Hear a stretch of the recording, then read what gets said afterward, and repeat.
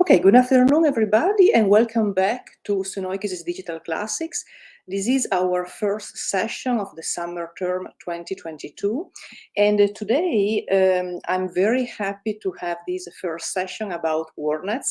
We have different guests in our StreamYard room today. This is the first session of the semester. We are following the German academic calendar, and you have the entire program in GitHub. As you know, we have 11 sessions. We have a few weeks, 2 weeks without a session. Anyway, we have a program until July 7, and you find in GitHub the program, the title of each session, or the topic of each session, and we also have a class outline for almost every session. But today we have the first session is about WordNets for ancient Indo-European languages. Today we have different guests in different time zones also. So we have Erika Biagetti from the University of Pavia. Then I will follow the alphabetical order. Bill Short from the University of Exeter. He was already with us 2 years ago, I think, in summer 2020 for another session about linguistic resources for ancient languages. And then Chiara Zanchi from the University of Pavia, but actually now in Boston at Harvard University for this semester until the end of the month. And then, as usual, Gabriel Baudard and I, that Gabriel is also co-organizer of this summer term. So I think, you have, this is also for my students and for other students, other people following us. As you know, you have the possibility to ask questions through the chat in YouTube, and please do that. Write your questions. We will be able to answer your questions during the session or at the end. We will also have an exercise. You will be able to follow the instructions of our guests today, and please ask questions if you have any problems, any doubts about this exercise or also about other parts of this session. The complete class outline is in GitHub. You have a long, clear description, also with the sections of this session, readings, further reading, and then a short description of the exercise. But I think we can start. I don't know who is starting, if Erika or Chiara. Chiara, okay, Chiara is starting, and okay, I can add the slide, okay, your slides to the stream, so now you should be able to see the slides. Okay, okay, excellent, so we can start. So Chiara, of course, Chiara and Erika are researchers working a lot on linguistics and computational linguistics. They are expert in this field. And as the title of this session suggests, they are working on ancient Indo-European languages. Today we will have examples for ancient Greek and Sanskrit, and they have a project on WordNet, like Bill Short also has a project for WordNet. Okay, but I think we can start. So Chiara, please, you can start. Thank you very much for the introduction. So today, together with Erika Biagetti and William Short, I'll be talking about WordNets for ancient Indo-European languages. The present session is organized into 3 main sections. The first, introduction into WordNets and to their use in linguistic research. Then Erika will describe the innovation we introduce or plan to introduce to the original architecture, and of the utility of such innovations for studies in linguistic typology, historical linguistics, philology, and related fields. And last but not least, Bill will offer a demonstration on how data for ancient Greek and Sanskrit were collected and integrated into a new annotation interface. Plus, we will have a bonus and annotation exercise. So, let's start with the first part. What is WordNet? WordNet is a large lexical database or electronic dictionary originally developed at Princeton University for modern English within a project led by George Miller and Christian Feldbaum. It is electronic in that it can be read by humans and machines. It includes most English nouns, verbs, adjectives, adverbs, so lexical part of speech of English. And as I said, Princeton WordNet is for English only, but it has been linked to WordNets of many other languages. So the first big project developing WordNets for languages other than English has been the Euro WordNet project. Then other projects came, for example, the multi-WordNet project that was based in Italy. And currently, you can read about all WordNets being developed worldwide at the Global WordNet Association website, which you can find here on the slide. So why is WordNet different from paper dictionaries? So first, traditional dictionaries are organized alphabetically. That means that words on the same page are not related by meaning, but they start by the same sound, we can say. Whereas WordNet is organized by meaning. So words in close proximity in the network, and in a minute we'll see what that means exactly, are also semantically similar. So WordNet contains information about two fundamental properties of meaning of human language broadly, synonymy and polysemy. So synonymy is one-to-many mapping of form and of meaning, and form. So one meaning, multiple forms, whereas polysemy is the vice versa. So one-to-many mapping of form and meaning. So one form, multiple meanings. So a single concept by synonymy is related to multiple words. So for example, hit, strike, impinge on, run into, collide with, all can mean in some contexts, hit against, come into sudden contact with. Whereas, let's take a noun, in this case, a proper noun, Bible, Christian Bible, book, Holy Scripture, Holy Write, Scripture, Word of God, Word, they can all refer to one of the most translated books in the human history, the Bible, so the sacred writings of the Christian religions. Whereas if you have a single word, say bank, that can function as a noun, meaning multiple concepts such as sloping land, a financial institution, a long ridge or pile, or it can function as a verb, meaning tip laterally, do business with a bank, etc. So, and note that highly frequent words are highly polysemous. So how synonymy and polysemy are treated in WordNet? So WordNet groups roughly synonyms, so denotationally equivalent words, into an ordered set of synonyms that are called synsets. Each synset expresses a distinct concept and is associated with a brief gloss, as we have seen before. For example, here with hit, hit against, come into sudden contact with is the gloss. And synsets are also associated with an ID number, which you can see here as well. Whereas polysemy means that a word form that appears in n synsets is n-fold polysemous. So for example, if we go back to bank, that word appears in 18 synsets, as you can check if you click here. Thus, bank has 18 distinct senses, so it is associated with 18 concepts in WordNet. Here you find some basic WordNet statistics referring to the version 2.1. Developed at Princeton WordNet. You find the number of strings associated with noun, verbs, adjectives, adverbs, etc., and also word sense pairs, which means word synset pairs.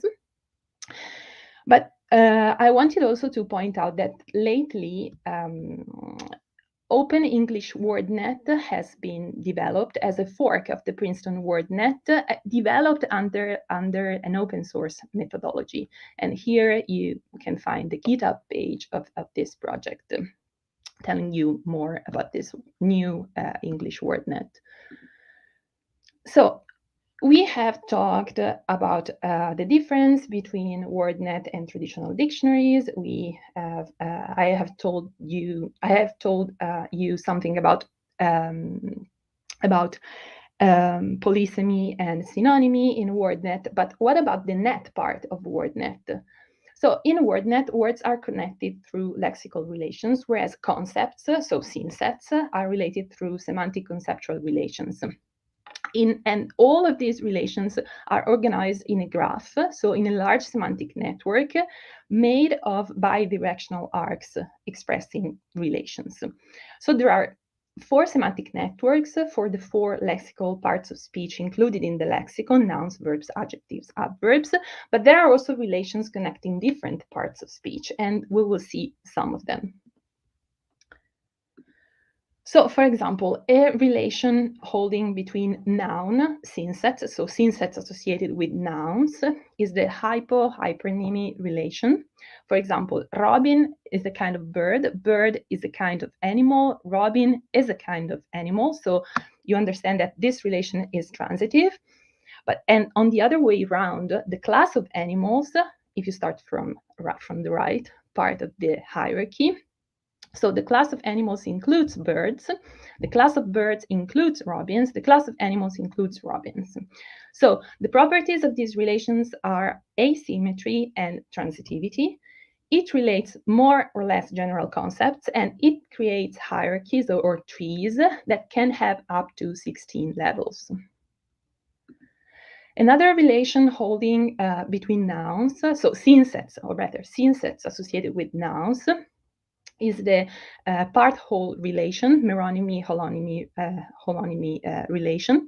So, for example, a hand has fingers, a arm has hands, a body has arms, but you cannot, maybe you wouldn't say a body has fingers, though technically that is true. So, in a sense, this relation is not as transitive as the previous one. So this PartWhole relation can be of different kinds: a component-object relation, linking, for example, branch and tree, a member collection relation, linking tree and forest, and a stuff-object relation, linking, for example, aluminium and airplane. The idea behind this hierarchical organization is based in 80s research in artificial intelligence. So the basic question was, how do humans store and access knowledge about concepts? Given that that knowledge is huge, it must be stored in an efficient and economic fashion. So the hypothesis was that concepts are interconnected via meaningful relations.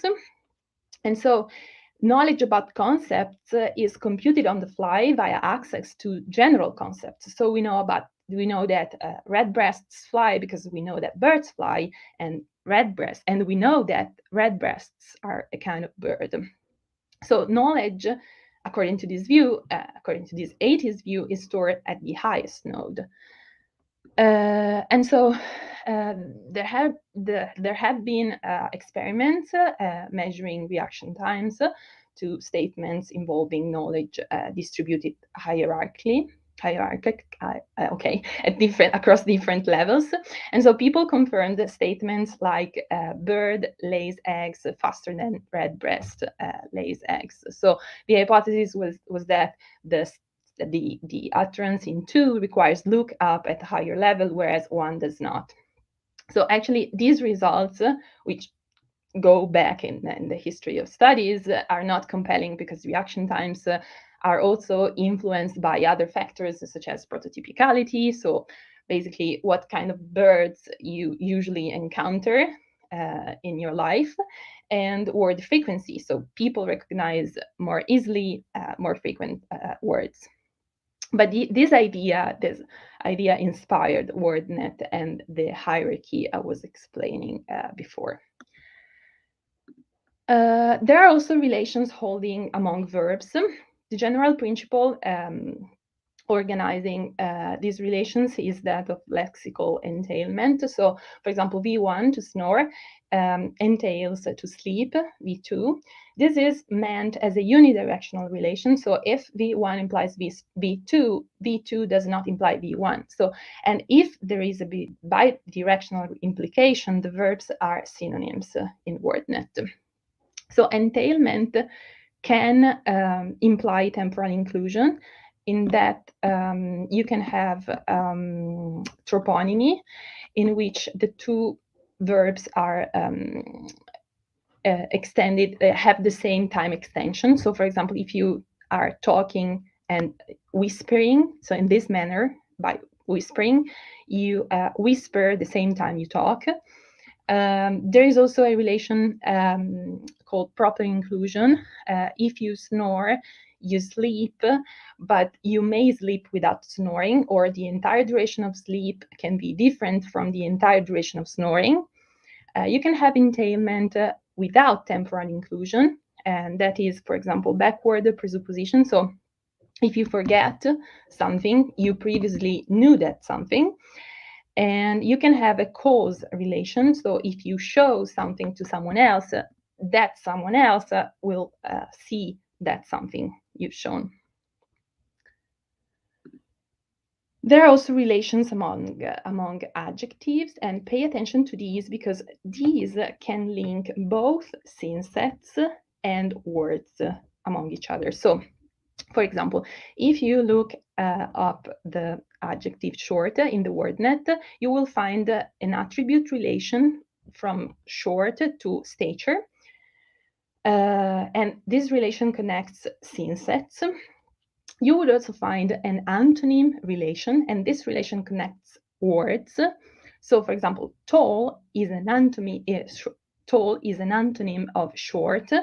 And pay attention, this relation holds between words, not between concepts. And you would also find a relation called derivationally related form, holding between words as well. So, for example, short is connected with shortness. So, if you look at the Princeton Wordnet, you will find relations marked as S, and these are relations among synsets, and relations marked as W, which are relations among words.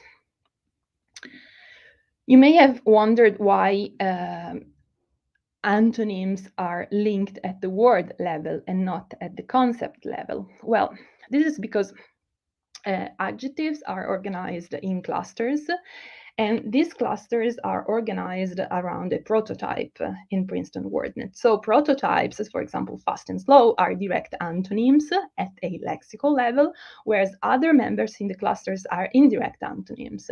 And of course, and this organization was also supported by experiments regarding reaction time measurements. So, a spoiler to what will come next.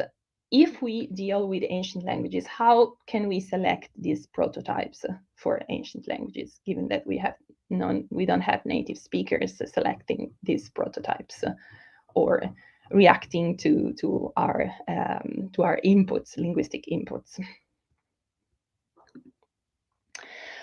There are also other relations among words. For example, stellar, an adjective, is related to star via this pertaining relation. And the same relation also holds between quick and quickly. So between the adverb derived from the corresponding adjective, so to say. Okay, last relation. There is this relation among verbs. So, for example, the simplex verb bring is related to the phrasal verbs at forms combining with different particles. And so this is obviously a relation holding between words at a lexical level. There is also little syntactic information in the Princeton Wordnet. So, for example, if you look for bring, and you will find the sentence frames in which bring in that specific meaning can be used. And you will find something as somebody, blah, blah, blah, brings something, somebody brings somebody, etc. So basically, Wordnet provides animus information on events participants and aspect via the third person singular present, simple present here. Other Wordnets of other languages may include different information. For example, the German Wordnet gives information about case marking because German has case marking. What is not in Wordnet, we have no information about how words are pronounced and their prosody. We don't have morphological information. So, for example, the flexional class to which they belong. We don't have their etymologies. We don't have collocations. We do have examples of their usages, but we don't have collocations. We don't have information about semantic change, but we know that the lexicon is dynamic, so that is a problem also for modern languages, for WordNets of modern languages. We don't have information about genres, so we don't know if a specific word is used in a specific context in a particular genre. And there is the huge so-called tennis problem. So there are no semantic relations indicating that two concepts belong with the same topic, or if you want, frame in a Filmorian sense in discourse. So we don't know about the fact that racket, ball, and net are linked in some ways, semantically linked in some ways. So WordNet can be useful for many applications. It has been incorporated into many online dictionaries. It is useful for semantic annotation, and semantic plus syntactic annotation has a great potential for linguistic studies. It can be used for word sense identification, word sense disambiguation, which are crucial tasks for information retrieval, text mining, document sorting, machine translation. So extremely briefly, okay. If we want to do word sense disambiguation with the WordNet, for example, we have John needed cash, so he walked over to the bank, and we want to understand whether bank is the money institution or the sloping land by the water. We have to look for words in the vicinity of the target word, bank in this case. We have to find that sense of the target word that is related to the context words in WordNet. So, for example, with cash in this case. And so given that bank in the sense of money institution and cash are linked, they share words in their definition. If we have cash and bank co-occurring in a context, bank likely has the financial institution sense. That was very brief. I hope it was clear. So late in the 90s, WordNets were built for languages other than English. And crucially, they were mapped to the Princeton WordNet. And of course, this has great potential for cross-linguistic applications such as translation, but also for language typology. If you try and build multilingual WordNets, you, of course, are going to run into mismatches. So, for example, there are concepts that are not lexicalized in English, which require new synsets. For example, Latin has words for maternal and paternal uncles and aunts, whereas English has not. And so there are no such synsets in the Princeton WordNet. Some languages lack equivalents of English words, so the other way around. So, for example, Dutch lacks a word for container, but it has kinds of containers, so box, bag, bucket. So there are the hyponyms, but not the hypernym. You may encounter proper names lacking in the original WordNet, so lacking a corresponding synset. Also, you may find anachronistic synsets. So, for example, the synset of Athens, namely the capital and largest city of Greece, named after Athena, is referentially correct, but ancient Greek Athenae could also metonymically refer to the entire region, but that is not a huge problem because you can add another synset to refer to that word. But crucially, the gloss refers to the city in a way that it is incompatible with its ancient conceptualization. So what should we have to do with these anachronistic cases? So previous work regarding WordNets of ancient languages. So the first Latin WordNet was created using Peek-Vossen expand method. So parts of the Italian and English sections of the multi-WordNet were automatically translated into Latin with the aid of bilingual dictionaries. The resulting dataset was largely incomplete and inaccurate, especially due to the anachronistic senses I was telling you before.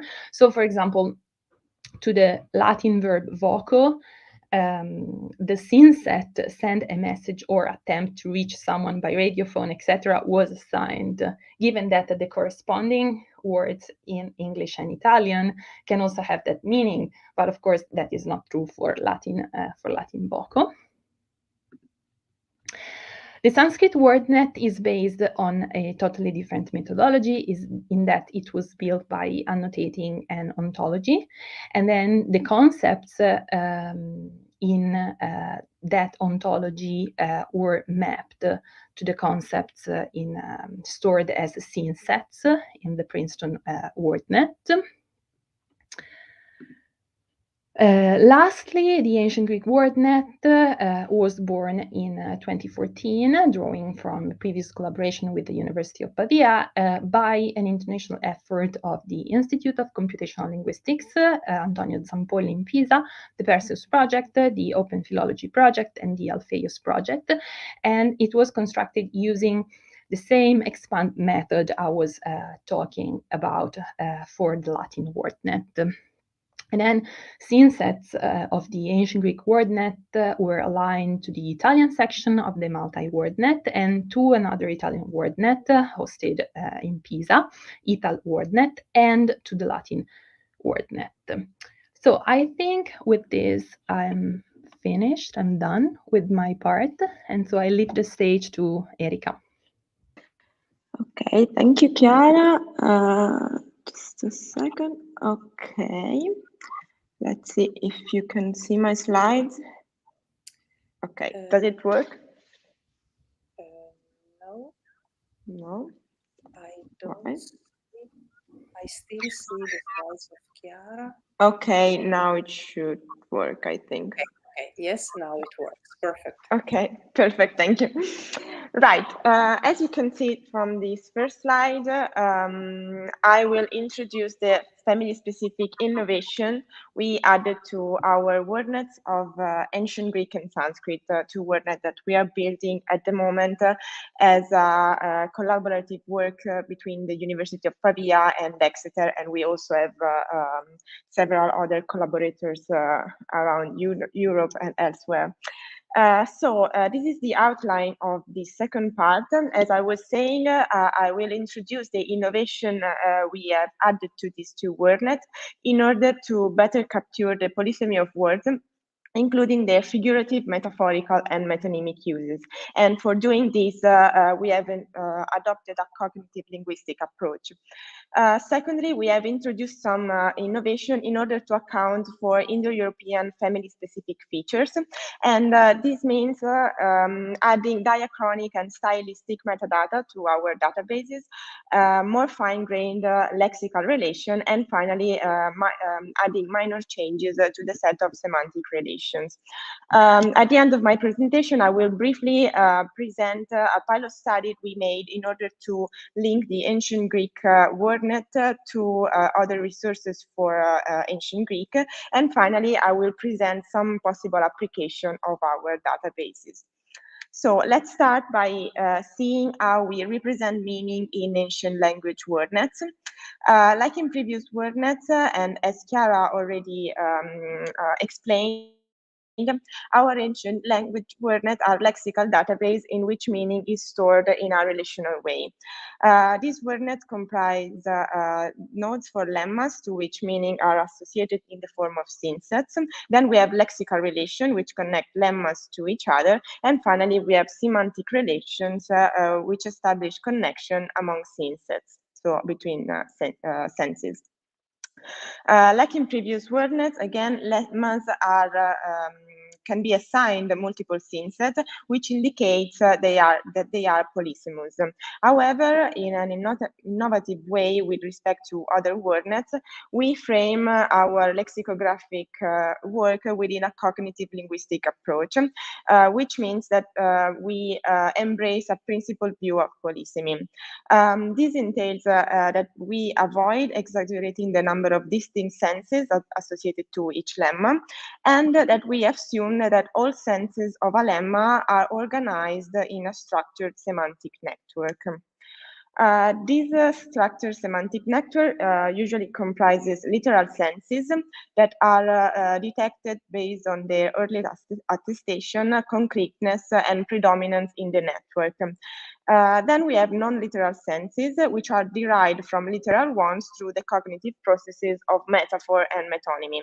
So, for instance, as you can see from example 2, in the Princeton WordNet, we find 3 different senses associated with the adjective salty. The first sense is containing or filled with salt, and this can be described as a literal sense, as the basic one.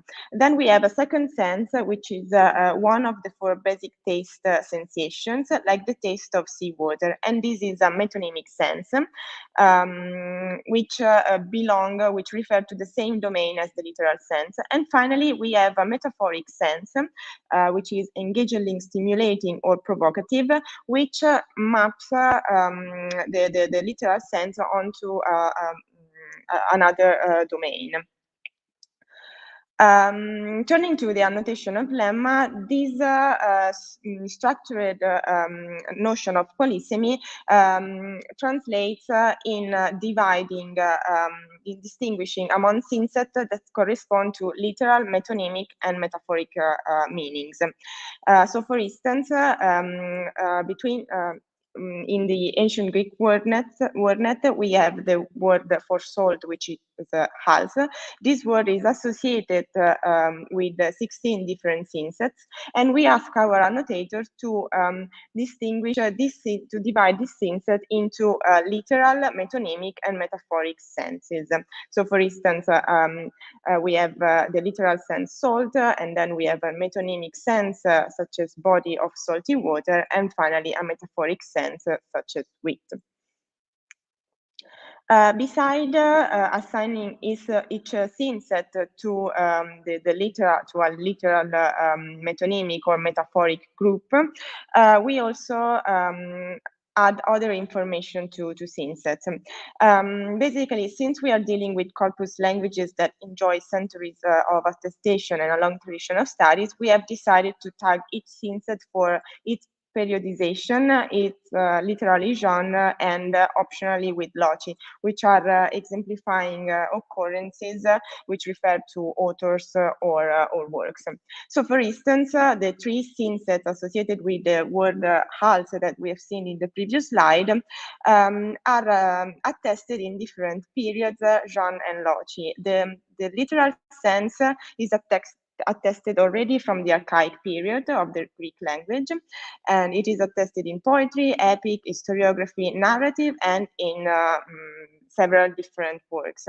Then we have the metonymic sense attested in the Hellenistic period in works such as in authors such as Callimachus, and finally the metaphoric sense is attested in the Roman period, so in the last one, and is attested in philosophy and treatises, and one example of work in which it occurs is Plutarch. We believe that this information will be useful for philologists, lexical typologists, historical linguists, and experts in neighboring fields, because it allows to ask questions such as the following. For instance, we can ask whether Sanskrit, ancient Greek, and Latin cognate words lexicalize comparable arrays of concepts, since we also add etymological information, as we will see in a minute. And we can also ask whether what meanings change over time and vary across literary genre and authors, and in which way do they vary. Let's now turn to family-specific attributes and relations, which can be divided into lemma attributes, lexical relation, and semantic relations. Let's start from lemma attributes. First, as I was mentioning before, we decided to add etymological information to each lemma. Etymological information is hierarchically structured and consists of 3 fields. The first field is the etymology proper. So, for instance, we add the etymology, the Proto-Indo-European root pleo, which means float, to the ancient Greek verb pleo, to sail, and to the Sanskrit verb or verbal root plu, which means to float and swim. A second field within the etymological information is etymon, which is a discrete form in the history of a word's etymological development. One good example is the development from the Proto-Indo-European root pneo, to breathe, to the Latin noun pulmo, lung. And we know that in this development, that this development is passed through 2 stages, which are the ancient Greek noun pneumon, which means lung, and the ancient Greek noun pleumon, again lung. And these 2 forms would be 2 different etyma in our database. Finally, we have a field morpheme, which is a discrete element within the etymon. So, for instance, the Proto-Indo-European suffix t, which has a reflex in the Sanskrit suffix t and in the ancient Greek suffix c, would be annotated as part of the etymology of pluti and plusis in Sanskrit and ancient Greek, respectively. Each level is stored as a separate entry in the database, which allows lemma to be linked by their etymological constituents at many different levels. Finally, for ancient Greek, we have a dedicated field for information on dialectal variants. So, for instance, the Attic noun plus, sailing, would also have its Ionic variant plus in the database. Let's now turn to morphological information. In our WordNets, unlike in previous WordNets, each lemma is provided with rich etymological information. So, beside indicating and tagging the part of speech, we add 3 main fields. The first morphological field is morphom, which is a 10-place character string inspired by the morphological tag set of the Perseus digital library. So, for instance, for the ancient Greek noun limen, harbor, we would have this 10-character string in which each character stands for a different grammatical category. Then we have the second field, which is morphology, which in turn consists of 2 subfields. The first one is principal parts, where relevant parts of the paradigm are listed. So, for instance, for the for the ancient Greek noun hals, salt, we would list the genitive form alos as a principal part. And then we have prosody, which provide vowel length when relevant. So, for instance, when vowel length distinguish between letting occido, to strike down, and letting occido, to fall or die. And finally, we have the third subfield, which is form tokens, which lists irregular and or alternative form with their morphological tag. So, sticking to ancient Greek hals as an example, we would add the token halasi, which is the alternative form of the dative plural, and it is alternative to the regular plural alsi, since it is formed from a different stem. Here in this table, we have a summary of the lemma attribute we add to each lemma in our database. So, we have etymology, lemma, part of speech, morphology, and form tokens with the indication of whether the form is alternative or irregular. So, let's turn to lexical relations. The first change we introduced is related to the fact that other WordNets comprise antonymy between lexical relations. So, as Chiara already explained, in other WordNets, antonymy is a relation only between lemmas rather than senses, because speaker identify, for instance, heavy and light as antonyms, so the prototype adjectives as antonyms, but not, for instance, weighty and light, so adjective belonging to one of or the other cluster. We have the problem that we are dealing with corpus languages, and so we cannot rely on our intuition as speakers. And so we, to tackle this problem, we have decided to split antonymy into a lexical, that is a morphological relation, and a semantic relation. Here we are talking about lexical relation, and so I will introduce morphological antonyms. These are lemma pairs in which one of the antonyms is derived from the other through the privative prefix a. So, for instance, in Sanskrit, we would have amitra, non-friend, enemy, which is privative of mitra, friend, and the inverse relation is called as privative. And so we have mitra, friend, as privative, amitra, non-friend. Furthermore, Indo-European languages are characterized by a rich derivational morphology, and so we decided to extend the set of lexical relations in order to account for the different derivation processes. So we have 5 main lexical relations in our database. The first one, beside morphological antonymy, the first one is derivation, which is an asymmetric relation holding between a base and a word derived from it, either by conversion or affixation. So, for instance, the ancient Greek noun makrotes, length, is derived from makros, which means long, and by converse, makros is related to makrotes. Then we have parasynthesis, which is an asymmetric relation holding between a base and a word derived from it by simultaneous conversion and affixation. For instance, the ancient Greek adjective anos, which means without understanding, is parasynthetic of nous, mind, and the inverse relation is as parasyntheton. The third relation is composition, which is an asymmetric relation holding between a compound word and its constituent. Let's take the Sanskrit compound Rajaputra, a king's son, and we see that it is composed of Raja and it is composed of Putra. And the inverse relation is composes, and so we will say that Raja and Putra compose Rajaputra. Then we have inclusion, a relation between a multi-word unit and its part.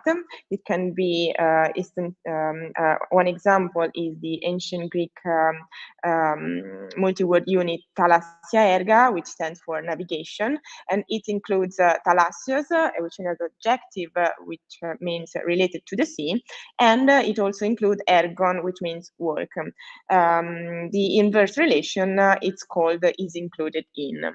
And finally, we have the relation participle, which holds between a participle and its base verb. One example is the Sanskrit adjective sat, which means true, and is a participle of as, which is the verbal root with the meaning to be.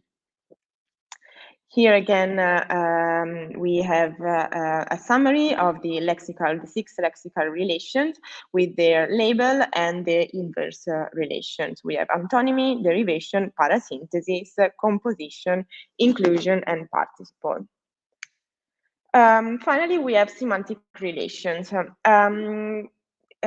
In order to ensure compatibility with other WordNets, we try to stick, in this case, to the established set of semantic relation as closely as possible. However, we needed to make some changes. The first change is due to our introduction of semantic antonymy. So, as I said before, we distinguish between morphological antonymy and semantic antonymy. The semantic antonymy holds between synsets and is a symmetric relation. For instance, the synset related to the word kalos, good, to the adjective kalos, good, is the synset of moral excellence, and this is tagged as an antonym of the synset having negative qualities, which is related to the ancient Greek adjective kakos, which means bad. So as you can see, differently from other WordNet, we don't link kalos and kakos by the relation as antony, but the synset they are related to. In other WordNets, the choice to make antonymy all between lemmas rather than synset leads to the employment of two other relations. The first one is similar to, which links satellite synset to one of the antonyms in a cluster of adjectives. And the relation also seen, which links the half cluster of adjective to another half cluster related to it. And so, since we don't have lexical antonymy used in this way, we avoid using these two relations. Instead, we use is nearest to as a catch-all relation for similar synset. For instance, the two synset related to the ancient Greek words koiros and sous are linked by the relation is nearest to. These two synset are a young pig and a domestic wine.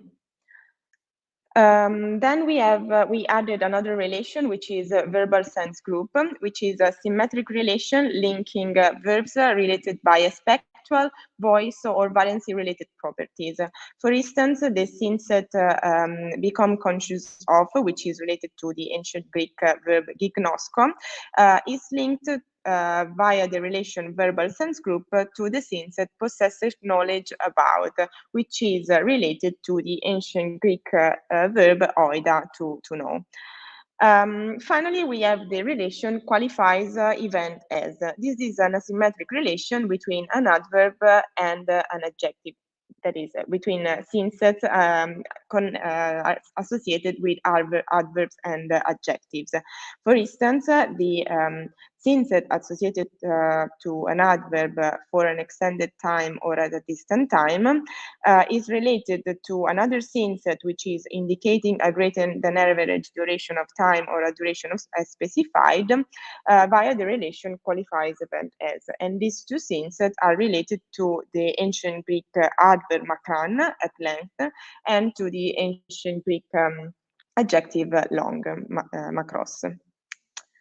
And here again, a summary of the of our family-specific relation, which are semantic antonymy, nearest to, verbal sense group, and qualify event as. Okay, in this couple of slides, I will introduce briefly a pilot study we made to connect Homeric verbs annotated in ODEL with verbs annotated in the ancient Greek WordNet. Ultimately, we would like to link the whole ancient Greek and Latin dependency tree bank and the whole Vedic tree bank to our WordNets. ODEL is a corpus-based lexicon of Homeric verbs induced from the ancient Greek dependency tree bank, which allows obtaining corpus-based data concerning sentence frame, that is the construction in which verbs can occur, their frequency and instantiations. And it also gives information about the syntactic and semantic feature of verbal dependence. So we asked our annotator to extract sentence frames from ODEL and assign them to correct synset. And extracting sentence frames from corpora has some advantages in that it provides information on frequency distribution of sentence frame, the most frequent filling words for each frame slot, and finally their associative connection with synset. We tried with two ancient Greek verbs. The first one is pleo, which means to sail or float, and there's 28 occurrences in ODEL, so in Homeric poems. We assign three synset, which can be summarized as float, sail, and depart, to the verb pleo, and two different sentence frames, so two different constructions in which it can occur.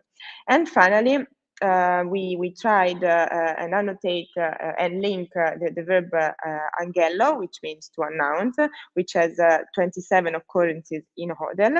We assigned one synset to angello and 4 different sentence frames, which are mainly dependent on verbal and aspect tense.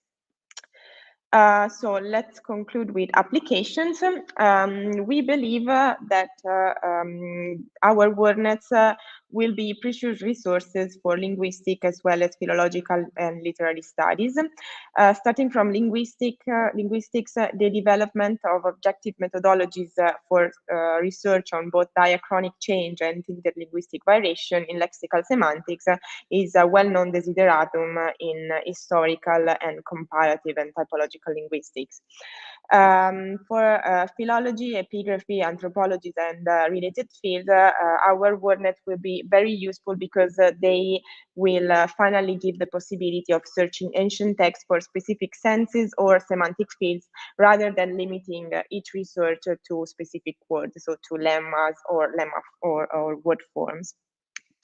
And finally, the linking of WordNets with other textual and lexical resources revealed connection of the semantics of lexical items with their syntactic context of occurrence and relevant semantic frames. This is useful in linguistics because it benefits construction grammar approaches to the study of syntax. And it is also useful in philology because this connection between resources will help researchers filling gap in the written records. Finally, we must say that the linking of WordNets with other textual resources is already made possible thanks to Synonyms, which is a next generation research engine for ancient languages. It was presented by William Short in the SunoikisisDC session 10 in summer 2020. And Synonyms enables text to be searched on the basis of form, lemma, morphological properties, and syntactic properties. So basically, as a first generation tool did, but it also allows to search texts on the basis of words meaning, semantic domains, and semantic relations. And these are some of the query you can run on Synonyms. For instance, you can look for forms and even use wildcards. You can look for lemmas, word meaning, and the meaning can be entered in English, Italian, and other languages since Synonyms is linked with different WordNets. You can look for semantic fields and lexical and semantic relation. You can specify morphological features and even run contextual and sequential queries. My last slide is just an example to show the potentiality of this search engine. I've presented a schematic formula that is really frequent in the Rig Veda, which is the most ancient Sanskrit text. So basically, while reading the Rig Veda, you would immediately notice that there is a simile which involves a cow and calf as the standard of comparison, which is really frequent. We can try to formalize these similes as a schematic formula, which consists of a verb, of a comparative particle, and then some words for cow and calf. And what is interesting is that by running this simple query, which means that a word for cow governs syntactically a word for calf, we would receive all the possible instantiation of the schematic formula. And we see that the concept cow is instantiated, for instance, by Deno, which is the milk cow, by Matra, which is the mother, by Vashra, the bellowing one. And on the other end, the concept calf is instantiated by the word Vatsa, which actually means calf, but also by Shishu, which is the baby. And with this, I conclude and I give the floor to Bill for our last part. Thank you. Okay, Erika, thank you very much. So before going on, so of course, thank you for this introduction. Many linguistic concepts were introduced in this session. And in any case, you have the description in the class outline. Also, for our students. So slides will be added, so you can go again through these slides. But if you have questions now, please, you can ask them through the chat, because I understand that various things were introduced, but you had many examples, Eric and Chiara, so thank you. And also using English, but you can, and one of the last slides was very interesting to understand. So how much work today is focused on linguistic resources. So this program, Sunoikis Digital Classics, is about using digital technologies for working with ancient civilizations, ancient languages, digitale Altertumswissenschaft in German. So I explained this also last week. But as you can see, so a lot of work now is focused on languages. Again, and I think that these slides show very well also how we have to contextualize the languages we are studying, not just ancient Greek, but other languages, other tools, not to speak of technologies. And in this case, Wordnet was originally a project developed for modern and contemporary languages, of course, English, and a lot of work is now done by different communities. So again, if there are questions, please don't be shy. You can ask any questions, because, of course, and this work is a huge project, so there is a lot behind it. And I don't know if there are other questions in this group. I don't know if Gabby, Bill, you want to add something to this first presentation. Otherwise, we can go on. So maybe we can show the exercise, and then we can discuss all these things. Okay, so Bill, maybe you can, if you want, you can share your screen. We cannot hear you, Bill. Yes.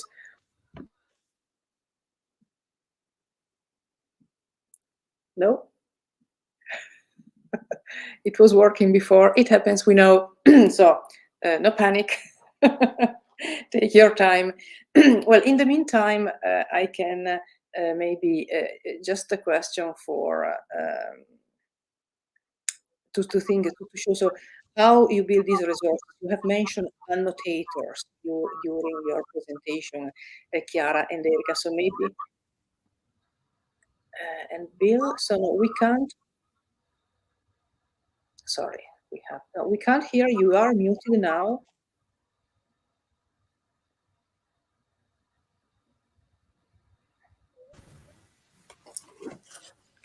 Can you hear me now? Yes. Okay. Yeah. Okay. Amazing. No Every time. Okay. All right. That's very good. Yeah. So, well, let me just thank Eric and Chiara for yeah, that very comprehensive overview, both of the WordNets and obviously also of our more specific projects for the ancient languages. What I'm going to do is, yeah, just start sharing some slides. And I think to save our sanity and switching back and forth too much between windows, what I'll do is just start with some static slides to try to familiarize you all, you know, whether you're out, you know, they're watching live, or you will watch sometime in the future after this is published on YouTube. Just some slides that illustrate the curation interface that we have been using for all of the WordNets. So there's a unified interface for all three databases for the three languages. And then I can show you perhaps a kind of live demo of that, just to get into a little bit more detail before we ask you to do a bit of an annotation exercise. So the databases and the curation interface for those databases have been built all together. There are some slight variations between the languages, just to try to take into account some of the special features of those languages. But I've just put up the URLs for the WordNets within our Ancient Language Consortium, Indo-European Language Consortium. And in fact, I just spoke about this the other day, but we're going to be adding another one for Old English, again using the same framework. And one of the great benefits of this feature, besides offering a quite easy, or in the end, quite easy interface for annotators, is that they all share a single API.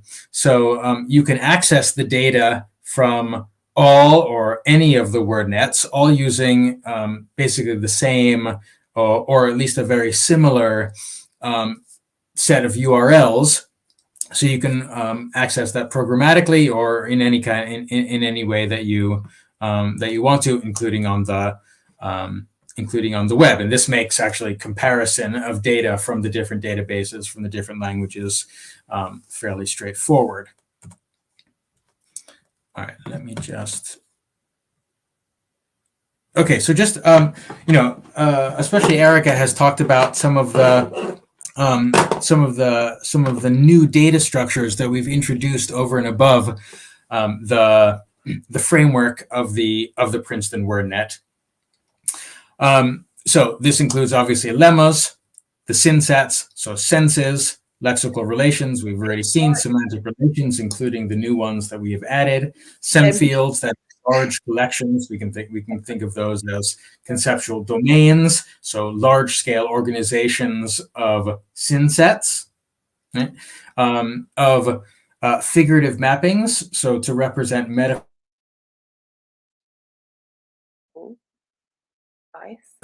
and metonymies in different ways, and the interface a little bit more about what that means, and of course the etymologies that we have already spoken about.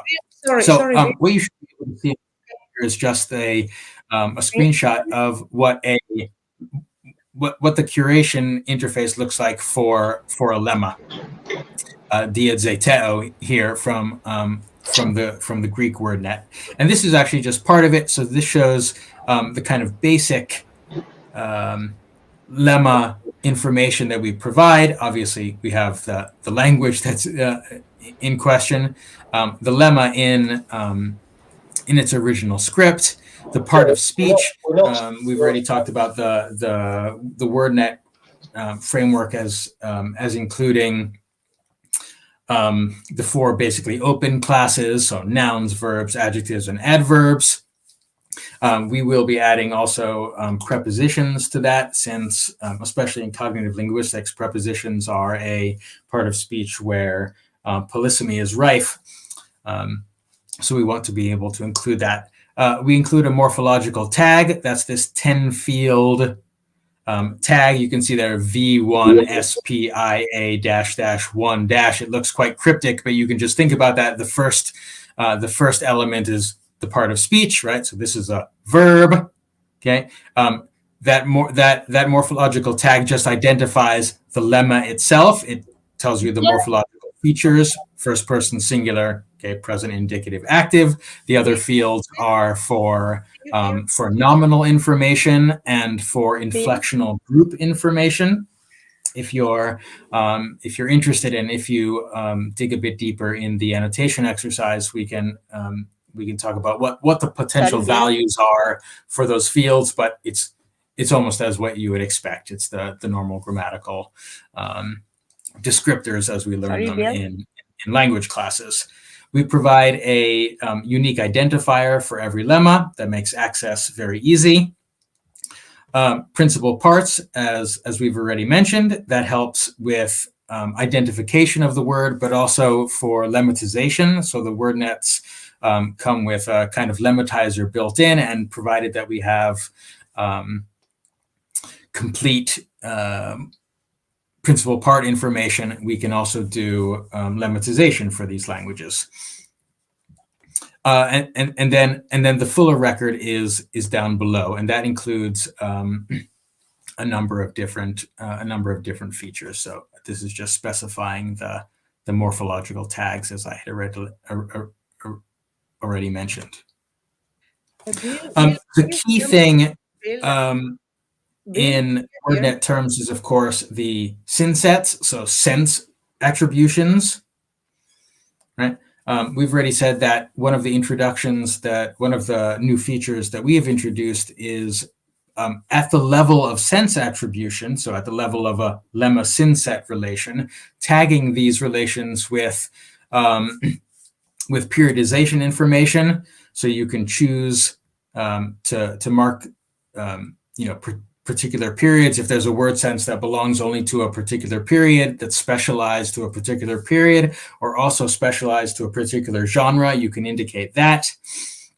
And there's also a space to give reference information to specify those, to validate, in a sense, those sense attributions. And the sense attribution, as you can see here, is one of the synsets, right? That is one of the glosses from the Princeton WordNet. There are also language-specific synsets and the possibility of creating those. And I'll show you how you go about finding these synsets from among the ones that are already available in the database. We talked about the fact that we are drawing very heavily on cognitive linguistics as a theoretical framework for our linguistic description, for semantic description. So we do distinguish between literal, metonymic, and metaphorical sense attribution, so that there are separate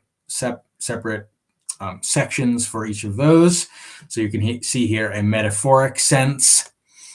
This is of rigetto, okay, to be cold, literally, okay, and to be afraid or scared of. There you can see the gloss represents a metaphorical sense of that same word, and that sense too can be tagged with periodization information, generic information, notes, and there's also this field mapping that again is a cognitive linguistic, an introduction based on the cognitive linguistic framework we're working in, where the specific figurative extension is provided with a large scale, in a sense, supralexical conceptual mapping, that is a mapping between synsets, that provides the specific motivation for this metaphoric sense. I'll just show you the etymologies very quickly. So a lemma can be annotated with its etymology. Here again is rigetto. So the root for that, the Proto-Indo-European root, cold. I won't even bother to pronounce that; it's unpronounceable. Can also be you can introduce multiple etymologies. If the etymology of a word is disputed, for example, you can introduce both and provide notes for each of those. You can mark those as Indo-European, or perhaps there's a non-Indo-European origin or an uncertain origin for a word. You can give a bibliographic source, just as, again, kind of validation of for our annotations. An etymological sense. So what is the sense, so far as we can tell, of the etymon, right? So it's glossed here in the etymology, but also we're linking that etymon with a particular synset in the database to link the etymologies more closely with the semantic network. And I'll just show you very quickly. This is probably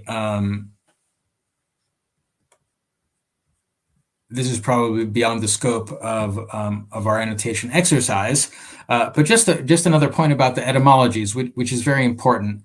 And Erica had already mentioned that the etymologies are made up of, it's not just a string, a kind of bold string of text that's attached to the lemma. The etymology itself is made up of discrete database elements, which is useful for linking together multiple lemmas. So, different lemmas in the database that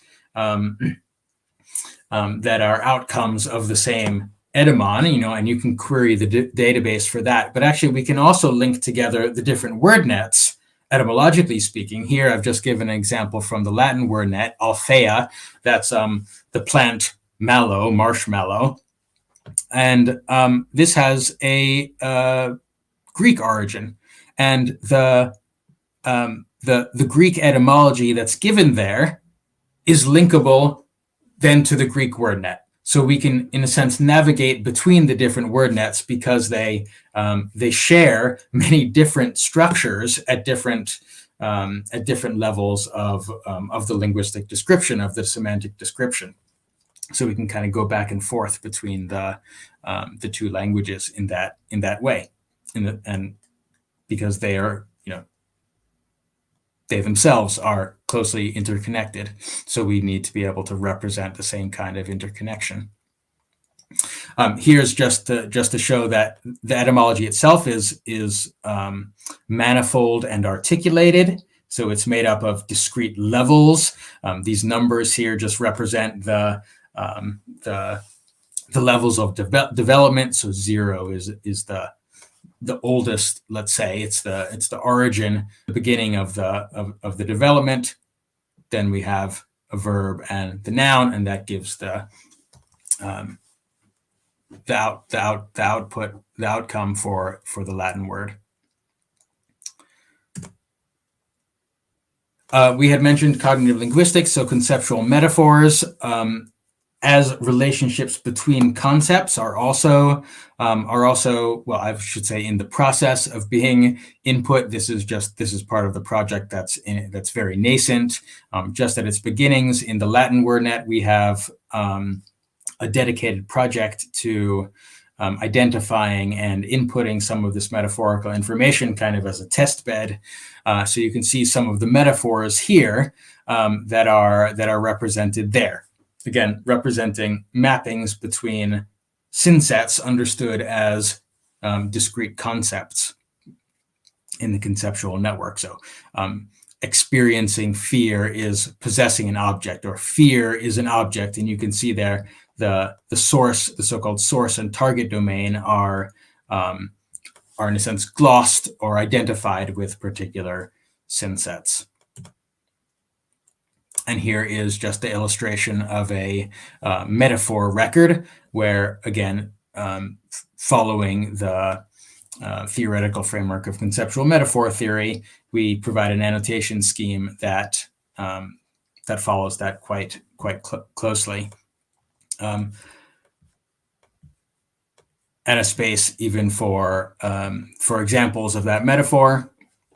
At some point in the future, the text that's given for examples, and actually this is not just possible for metaphors, but for lemmas as well. You can give examples of lemmas. Those that text will all be linked structures within the database, so you can navigate in a way through the text. The text itself will be enriched with the annotations. Okay, very good. So I think what we will do is move on to our annotation exercise, and I'll just provide some instructions for that. What we would like to ask you to do is to try your hand at annotating some lemma within the Greek WordNet. I suppose if you feel confident and familiar with the languages, you're welcome also to do the same for the Sanskrit WordNet and for the Latin WordNet. If you would like to do that, probably after our presentation, you can be in touch with us, and we can give you an opportunity to do the same thing. The process is basically the same. The interface for the three languages is basically the same.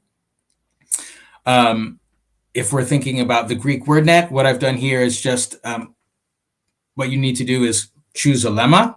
If you can't think of one off the top of your head that particularly interests you or that you'd like to work on, you can use this randomizer, this LSJ randomizer. It will just choose a word from Liddell Scott Jones for you.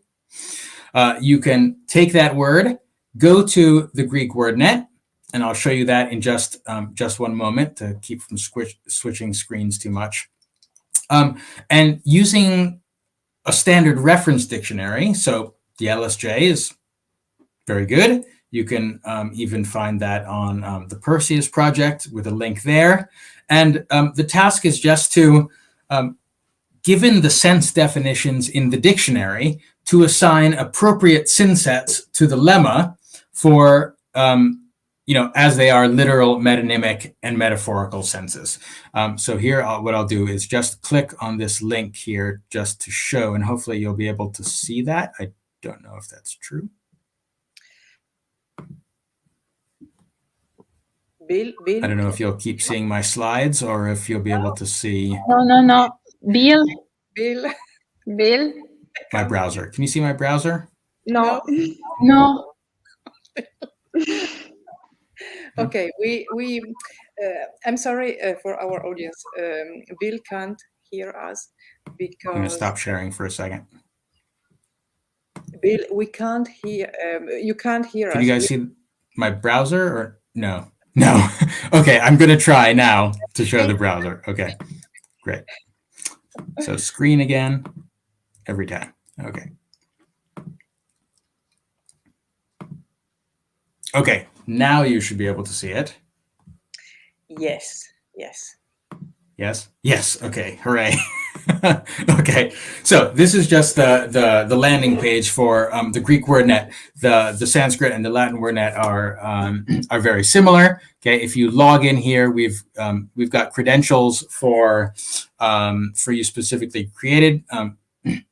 So if you type in this character string here, SunoikisisDC, all lowercase letters, the password is just Greek WordNet. Okay, again, all one word, all lowercase. Okay, Greek WordNet. I've put that on the slide, so you can see it there too. If you log in, you'll see the different data structures in the database, and the one to pay attention to is lemmata. Right, so there you can choose a lemma to work on. I did this before using the LSJ randomizer, and it chose for me sundiasuro. Okay, that is to join in depreciating. I had never heard this verb before, but okay, we'll go for it. And if you click on that, okay, you'll see then the record that I had showed you before. Okay, and all you need to do is scroll down. There, this is all the morphological information, phonological transcriptions, that should all be pre-entered, okay, etymologies, and the section where we enter the senses, literal, metonymic, and metaphoric. And there you can begin to add the senses. And I'll just illustrate this here. We won't go through the whole process, but using that dictionary, you can add a sense, okay? You're presented then with this markup. So there's a space for a periodization if the sense happens to be constrained to a particular period of time, a genre if it's constrained to a particular literary genre. If you want to enter some notes or just say hello, that's fine. And here and this field is where you enter the synset. So if you click, you should be able to type in. Let's see what happens if we do this, if anything. So if you just type in, this searches through the database for the available synsets. So it's not exactly the meaning that we're looking for, but it's fairly close. So I'm going to choose this one here to lower the value of something that's fairly close to the meaning that we're looking for. And that populates the field. If you click save, it will save that. There are some cases, I'm just going to get rid of that for a moment. There are some cases where they're either, if you search for something quite generic, either the pop-up will be populated by too many to choose from, or sometimes it is a bit difficult if you want to, if you do need to search in the available synsets with a bit more detail. If you click on the, I'm not sure that you'll be able to see this pop-up, but if you click on that magnifying glass, you get a pop-up with this search interface for the synsets, and this is all of the available synsets. There's a search field. Again, I don't know if you can see it or not, but it's fairly straightforward. And there's once you click on a synset within that new pop-up interface, that will populate the field on the lemma record. So that's just an alternative and sometimes easier way of finding the senses that you need. So the task is just to annotate. Okay, you can keep adding senses, however many seem appropriate given the dictionary definitions. Chiara had already mentioned, one of our kind of guiding principles for this sort of annotation is to avoid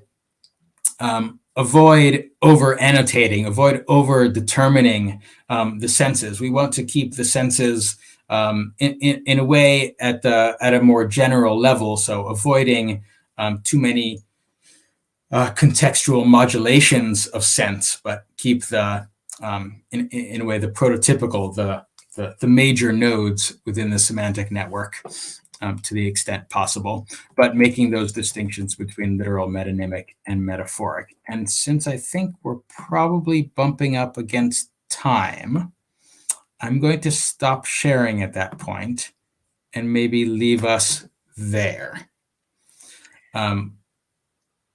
Okay, thank you. Monica, Bill. how are we doing? And yes. Can you hear me now? Can you hear me?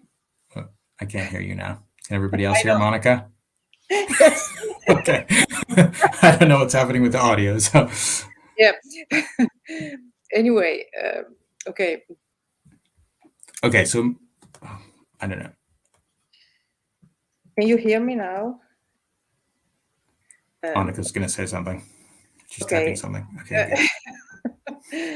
Okay, something is happening with the headphones of Bill, so unfortunately he can't hear us, but I hope that No, I can't hear you.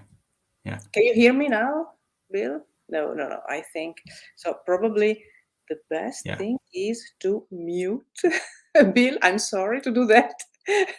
I'm very sorry, but there is a technical problem. In any case, also at the beginning we had a problem, but thanks to Erika, we were able to see the slides in the end. And in any case, the slides will be added to GitHub, so you will be able to see the beginning of these slides. We have, let's say, 9-10 minutes. So do we have questions? Also, please, in the chat,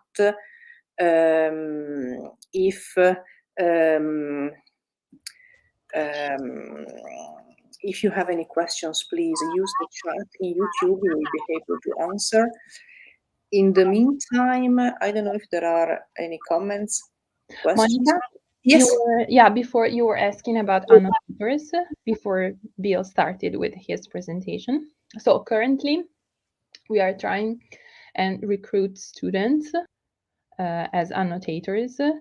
Mainly they come from the University of Pavia, both from the Bachelor in Classics and the MA in Linguistics. It's much easier. So currently we are recruiting annotators for Ancient Greek and Sanskrit mostly, and it's much easier to find annotators for Ancient Greek than for Sanskrit. But this is sort of balanced by the fact that the Sanskrit WordNet to begin with contains less noise than the Ancient Greek one, due to the different methods that were employed to develop the two WordNets to begin with. Because, as I said, the Sanskrit WordNet was developed by a Sanskrit specialist, Oliver Helvig, who annotated a portion of the digital Sanskrit library. Okay, Erika, correct me if I'm wrong. Digital corpus of Sanskrit. Okay, digital corpus of Sanskrit. Yes, I was guessing that. So he annotated a sub portion of that collection according to the ontology I was mentioning before, and then he linked the concepts in that ontology to the Princeton synset. So I would say that synset annotation in Sanskrit is a bit more accurate than in Greek. And so that balances the fact that it's much easier to find annotators for Greek than for Sanskrit, I would say. And currently we are not able to pay them, so this is also unfair. So but we are constantly applying for funds in order to be able to eventually pay them. So basically what they do, they may be interested in a subpart of the ancient Greek lexicon, say the concept of mediocrity in Plato, and they annotate words related to that field in the WordNet. So it works like that currently. And they have to validate the annotations. And yeah, semantic relations are already there because they are imported from the WordNet, the Princeton WordNet. So they have to validate the synsets associated to the lemmas and the relations. And adding, they have to add the etymology information, morphological information, they have to divide the synsets according to literal, metonimic, and metaphorical. Yeah, that was long. No. Thank you. Just also for our students, because you mentioned different things, I think we have to clarify a bit. So when you mentioned Sanskrit, the corpus, because of course behind WordNet we have a corpus or a corpus. And as far as I understand, the noise, or the fact that we have less noise, is because the corpora, the corpus of Sanskrit, was annotated. So there is a previous work. So we have seen now the annotation of WordNet, but we need a pre-annotated corpus. Okay. And also for those of you who don't know much about computational linguistics or pre-banking or other things, we have also other sessions in Sunoikis. Sunoikis is talking about annotations for ancient languages and how to annotate corpora. Of course, there are different kinds of annotations. This is one thing. And then the other thing you mentioned, Chiara, was the work done by students using WordNet, and which is interesting. So this is another kind of, let's say, annotation, because they can start with the concept they are interested in. So basically using the translation and then looking for the words in WordNet for ancient Greek. But Gaby, you have a question. I see. Yeah, if you finished with the previous discussion, yes. I wanted to ask a question sort of from the other end of the research area. As a philologist or a historian who maybe doesn't have any interest in or knowledge about the production of WordNets or semantic annotation or linguistic annotation of any kind, could you give maybe an example? You talked a bit about the sorts of linguistic research that this enables. Could you maybe give an example of a way that a Greek historian or a Greek philologist might use the results of these WordNets to answer a research question that they would come from slightly more traditional Greek philology, as it were, or comparative philology, because you've got these linked WordNets, which sound really exciting. Okay, so do you want me to answer, or is someone else answering? Okay, so for example, if you have a gap in a text and you expect a certain concept occur, so certain words, because they have a certain meaning occurring in that gap, you would be able to look for that specific meaning, and you'll get all the words that can be associated with that specific meaning. So it can help in that way, for example. Or, for example, if you are interested in formulas, which are a field of overlap between linguists and philologists. Sometimes formulas are lexically filled, so the formulas are idiomatic, but sometimes you just have a structure and a general meaning. So you have, in Homer, you have formulas for fighting or for saying, and you may be interested in finding all the formulas, meaning all the verses built in a similar way, but not lexically filled with the same lexical items. And so you may want to combine syntactic information regarding the structure and the construction, and semantic information regarding the general semantic information, like information related to fighting or related to telling or saying, and you may find the formulas. So for example, the Chicago Homer, developed by Kahane, has annotations for formulas, but only for lexically filled formulas.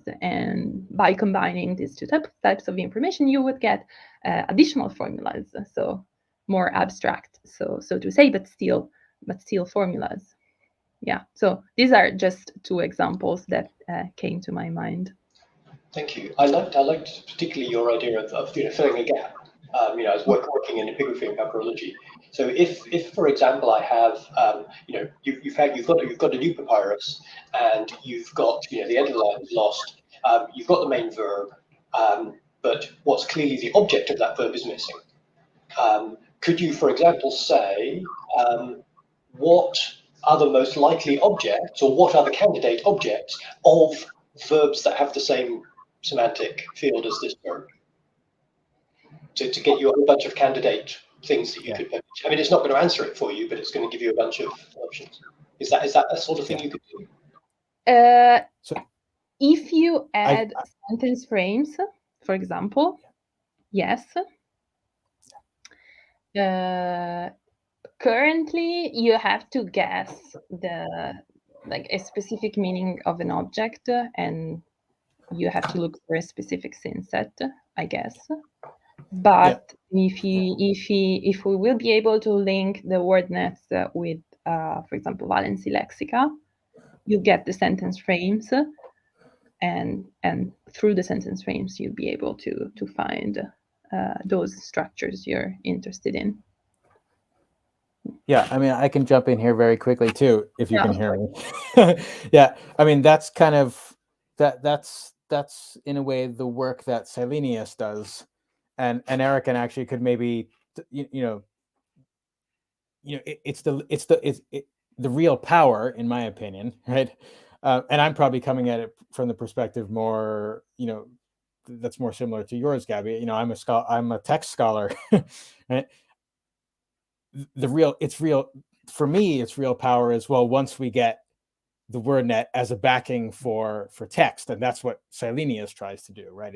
That's a way of searching text by taking advantage of all of this semantic information, all of this lexical information, all of this morphological information, and as Chiara is saying, if you have those sentence frames, there's another layer that we can take advantage of, intermixing it. You can do concept searches in combination with syntactical searches. That's what we've done actually for Erica with these Sanskrit formulas, and then we have an incredibly powerful system, right, where we can navigate through text we can query text in different ways and say, all right, I want, this verb, what are all of the verbs that occur with some noun that means X, Y, or Z? Right? That's amazing. Like I've wanted that all my life, and now we're just about there in a way, right? That is, once we marry some kind of text searching platform with the WordNet, and that's what Silenius is trying to do. Yeah. Okay. Yes. Thank you. All these examples were very interesting. So you can understand now the potential of using WordNet. Specific examples were mentioned for historians, philologists, linguists, etc. Of course, we can use these resources also for learning a language. I think, of course, you need to learn some basics of linguistics, but I think this is an interesting approach. So to go beyond the traditional approach when we learn a language using traditional dictionaries, I think this is really very, very interesting. So a new perspective for learning a language.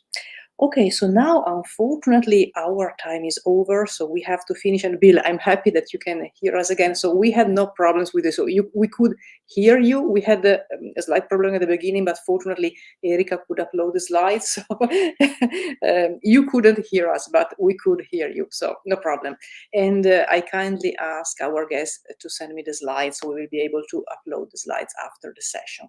Okay, so again, thank you, really thank you. This was a very rich session with really a super interesting introduction to WordNets, to these WordNets and to their potentials. And for our audience, you have the description in GitHub. You will have also the slides. And you can also do the exercise because you have the login and the password, so you can use this tool. Okay, for next week, so we will meet next week for another session, for our second session. We will talk about, we will analyze text in a different way, and we will talk about also about text reuse next week. Again, you have in any case the description in GitHub, and we will add also in that case our slides. So, but now we have to finish. So thank you again, really thank you our guests. It was a great session, really, and thank you to our audience. So see you next Tuesday. And goodbye and good night. Thank you for having us. Thank you for having me. Bye. Thank you. Bye. Thank you.